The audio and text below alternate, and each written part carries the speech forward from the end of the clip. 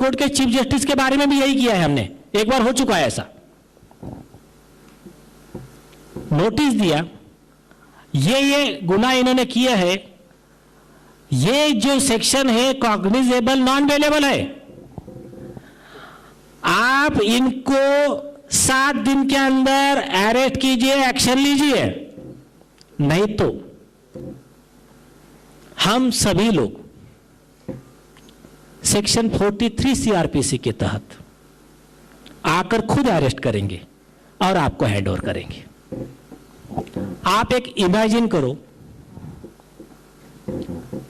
5000 लोग कल अगर दिल्ली में पहुंच जाए रोड पे, काय के लिए जा रहे हैं हम लोग?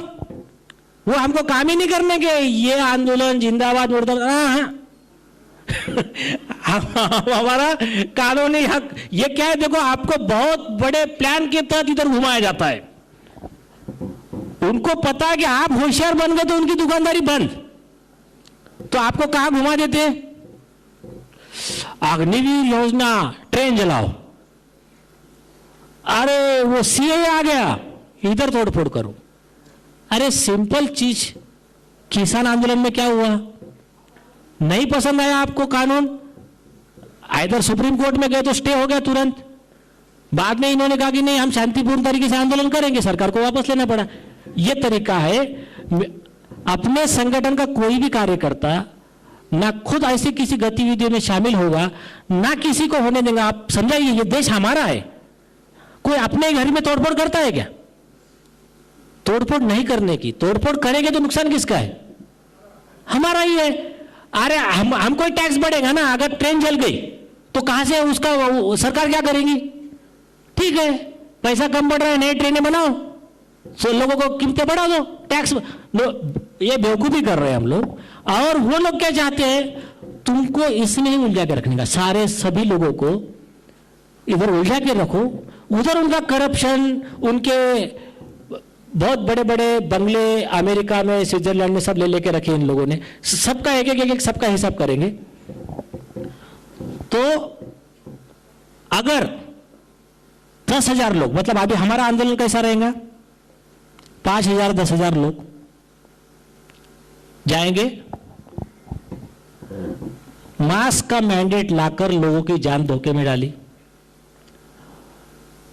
कानून में अधिकार नहीं होते हुए झूठी धमकियां देकर गैर कानूनी तरीके से फिरौती वसूली, एक्सटॉर्शन, इसमें ये सेक्शन आपके खिलाफ बनते हैं। आपके खिलाफ मतलब आरोपी के खिलाफ। और पुलिस कमिश्नर को लेटर, आप एफआईआर रजिस्टर करके अरेस्ट करो, नहीं तो हम अरेस्ट करके हैंड ओवर करेंगे। हम जब इतने लोग निकलेंगे तब उनको जवाब देना पड़ेगा। पुलिस कमिश्नर को यह बताना पड़ेगा कि नहीं, कानून में प्रावधान है। कहां से लाएगा? घर से कानून बनाकर लाएगा क्या? दो ही चीजें होंगी ना, या तो आप बताओ, या तो सबका पैसा लौटाओ और उनको जेल में भेजो। और एक भी केस इस तरह से हुआ, इसका मैसेज उन सारे अधिकारियों को जाएगा, अब इनको हम बेवकूफ नहीं बना सकते। और कोई भी अधिकारी कोई भी मैंडेट पे साइन करने से पहले लाख बार सोचेगा, तो हमारा काम तो ऐसे ही आसान हो जाएगा।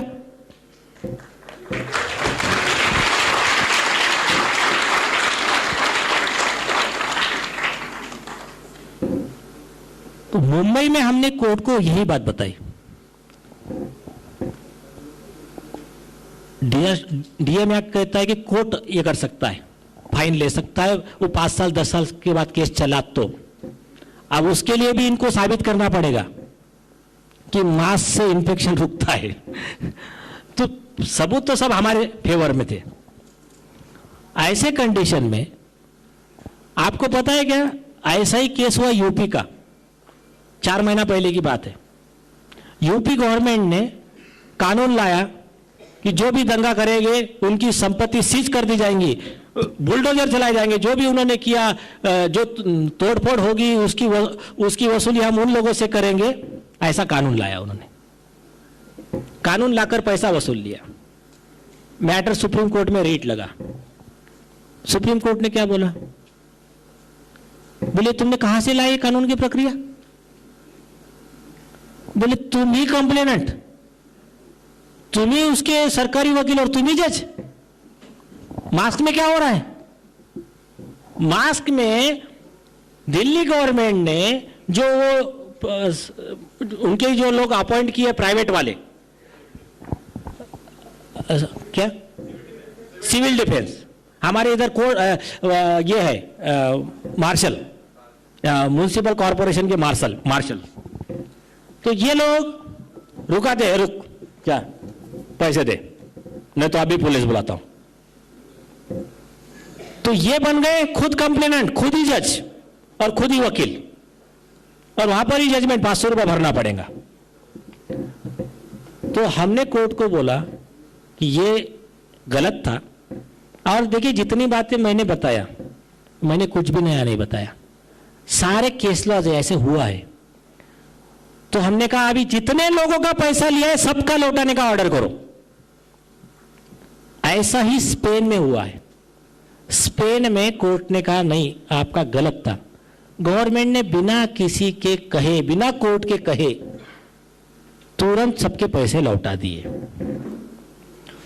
तो ये जो विषय था, किस तरह से दिल्ली की 2 करोड़ की आबादी हो या देश की और कई स्टेट की आबादी हो, सब जगह ये इस तरह से मिसयूज ऑफ पावर करके आपको मास्क। अच्छा आप एक गौर कीजिए, ना देश का प्राइम मिनिस्टर मास्क लगाया है, अभी इलेक्शन में ना अरविंद केजरीवाल ने मास्क लगाया, ना और किसी ने मास्क लगाया, और लोगों को फोर्स कर रहे तो मास्क लगाओ, नहीं लगाएंगे तो तुम्हारे पे फाइन। क्यों? अभी अमेरिका की संसद में कानून पास किया कि ये मास्क का मैंडेट गलत है, अनसाइंटिफिक है, इसको खारिज करो, और खारिज हुआ। अमेरिका के कोर्ट ने ऑर्डर किया, लेकिन हमारी इंडिया में बोल रहे नहीं मास्क पहनो। क्यों?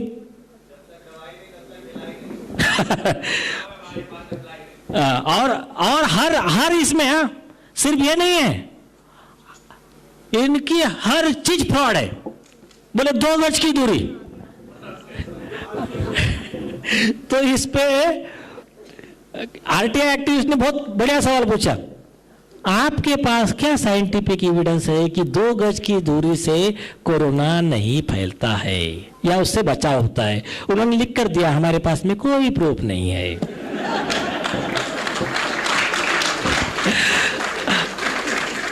आप अभी तक बेवकूफ बने, इसके लिए धन्यवाद। दूसरा सवाल, सैनिटाइजर, क्या एविडेंस है कि सैनिटाइजर से वो इतना बारीक वायरस मर जाता है? जवाब, कोई साइंटिफिक एविडेंस नहीं है। तीसरा, लॉकडाउन, नाइट कर्फ्यू से कोई फायदा होता है क्या? जवाब, नहीं, कुछ नहीं होता है। फिर क्यों लगाया गया? तो जवाब हम दे नहीं सकते। अब अंदर की बात क्या है? अंदर की बात यह है कि आप लोगों को गरीब बनाना है।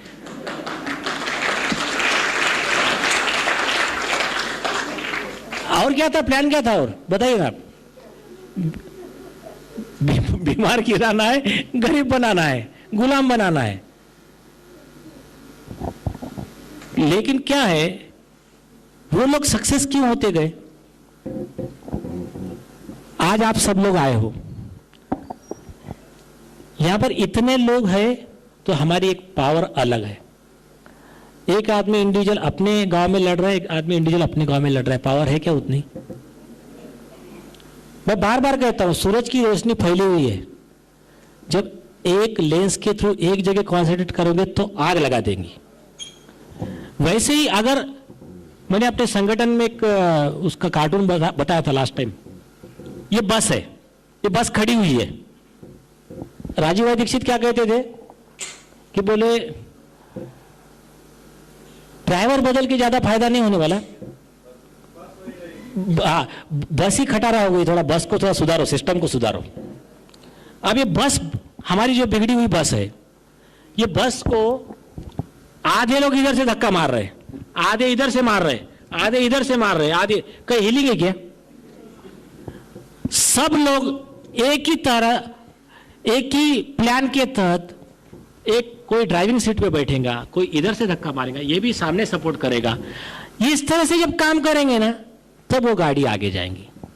तो हम सब लोग मिलकर, वीरेंद्र भाई से मेरा आज ही बात हुआ सुबह में, एक केस करते, हमने एक ही केस को हाईलाइट किया, उसके पीछे पड़े महाराष्ट्र सरकार ने मास्क मैंडेट हटा दिया, कहा कि नहीं नहीं अभी सिर्फ नहीं, हमारा रिक्वेस्ट करेंगे, हम अभी मैंडेटरी नहीं रहेगा। तो तुलसीदास जी का दुआ है ना, भय भी न हो न प्रीत।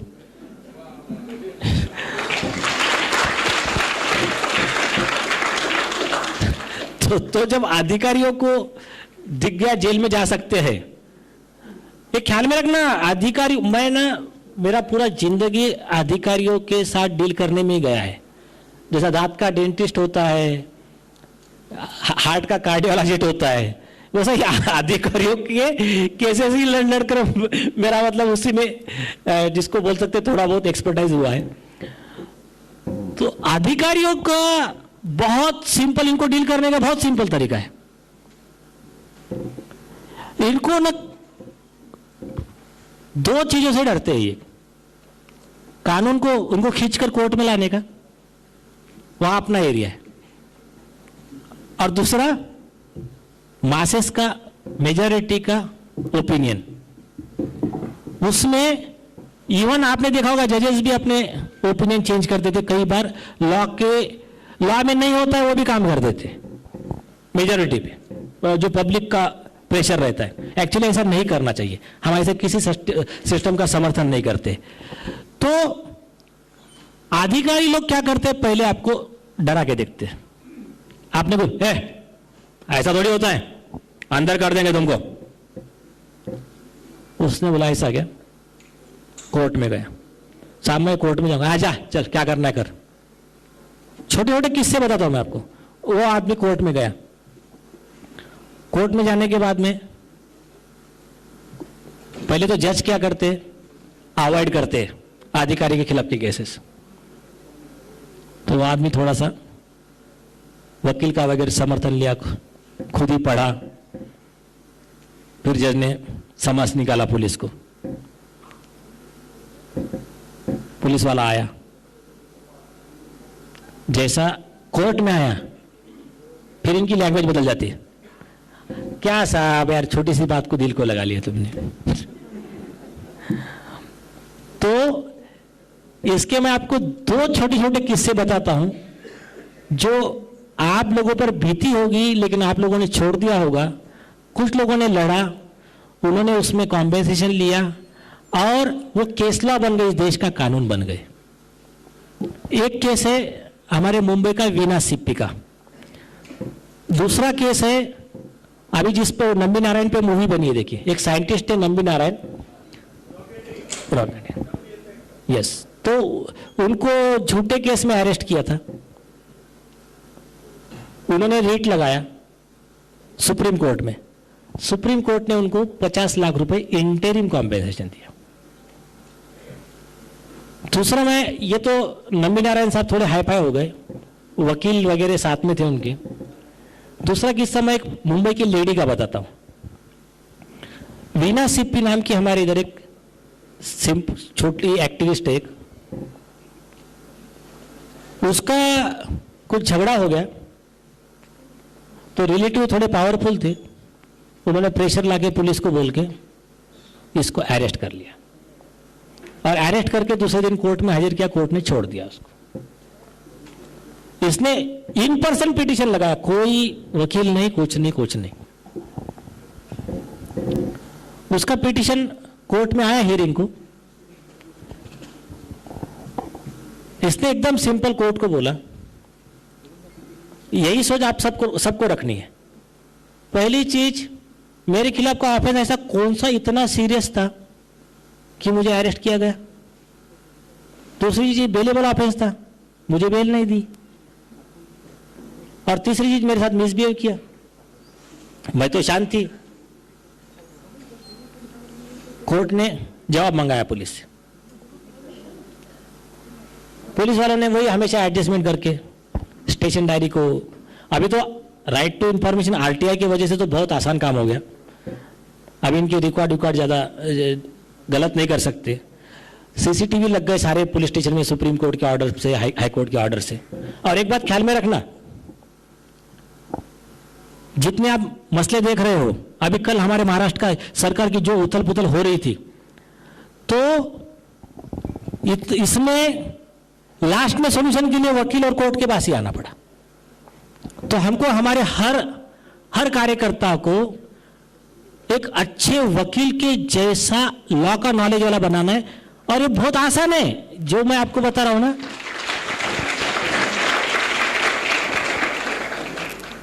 और एक बात बताता हूं मैं, आप इसको अच्छे से थोड़ा सा मेरे वीडियोस देख लीजिए, बुक्स है, और रेगुलर हमारे ऐसे ट्रेनिंग कैंप चलेंगे। 4-6 महीने में आप इस कंडीशन में आ जाओगे कि उस एरिया का कोई भी अधिकारी, कोई भी पुलिस ऑफिसर, कोई भी जज गलत करने से पहले 1000 बार सोचेगा, बल्कि मीटिंग में बोलेंगे नहीं, उधर वो भारत नवनिर्माण के लोग हैं, देखिए।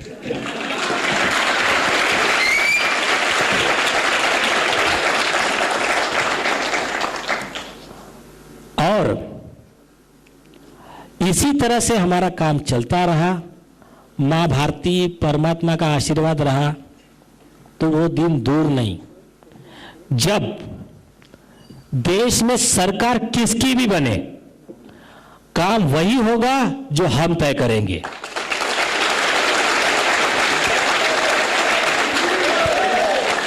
भारत माता की।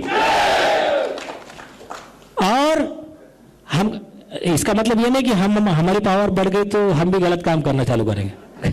कभी नहीं तो फिर जो नेचर है, नेचर हमारे को भी उठाकर दूसरे किसी को रख देगा। हम न्याय के लिए, सच के लिए, हक के लिए लड़ेंगे, तो हमको ऐसे ही पावर, प्रॉस्पेरिटी मिलती रहेंगी। तो मैं आता हूं उस मुद्दे पे। तो वीना सिप्पी के केस में कोर्ट ने क्या किया, कोर्ट ने बोला ये तुमने डायरी में गलत किया है। अच्छा बताओ, अच्छा और एक आपको सब जानकर बहुत हंसी आएगी, देश के 99% पुलिस वालों को लॉ नहीं मालूम। और बेसिक लॉ जो आप लोगों को मैं बता रहा हूं, 70% वकीलों को नहीं मालूम है। और कई जजेस को बेसिक लॉ नहीं मालूम है। यह सबसे बड़ा जोक है। सुप्रीम कोर्ट ने अभी स्ट्रिक्चर पास किया, बोले जज काहे के लिए बने, मुझे लॉ पता नहीं है, डिफेंस किसको अवेलेबल नहीं है, कॉमन मैन को भी अवेलेबल नहीं, तू तो जज है, तो तू ये डिफेंस कैसा ले सकता है। री में एक सजा दी थी जज को, तो तब यही वर्ड बोले थे सुप्रीम कोर्ट ने। तो वो उस पर आता हूं मैं। तो इन्होंने क्या किया, इन्होंने कहा नहीं साहब, हमने उसको बोला था कि तू बेल ले ले, वो औरत को। कोर्ट, अब जज समझदार था, जज को लॉ पता था। अभी वो जज सुप्रीम कोर्ट के जज बन गए। एक जस्टिस एवी पोद्दार थे, दूसरे जज जस्टिस अभय ओक थे, वो अभी अभय ओक साहब इधर आ गए सुप्रीम कोर्ट में। तो उन्होंने कहा अच्छा ठीक है, तुमने उसको बोला था, इसका राइटिंग में प्रूफ कहाँ है। कोई प्रूफ नहीं था। नहीं बोले साहब हमारा ऐसा नहीं रहता है।